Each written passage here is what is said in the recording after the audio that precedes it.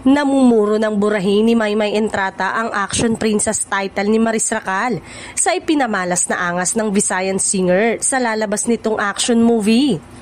Bumilib at pinalakpakan si Maymay ng mga netizen sa video clip na ibinahagi nito sa kanyang IG. Nakuha sa martial arts training nito para sa natapos nitong action project.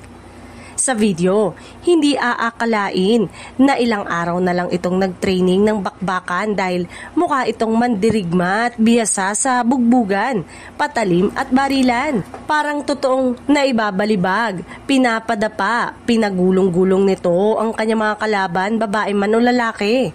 Wala ni anumang bakas ng pagiging isang mahinhin na nakagawian ang makita kay Maymay sa social media post niya.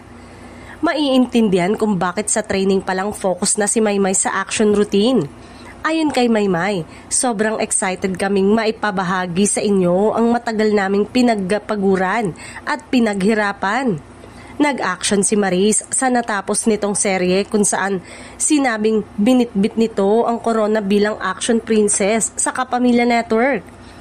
Inulan nga ng paghanga si Maymay sa mga comment mula sa mga kasamahan sa industriya, gaya ni Nasu Ramirez, Julina Magdangal, Yasi Pressman, Kayla Estrada, Bianca Gonzalez at iba pa.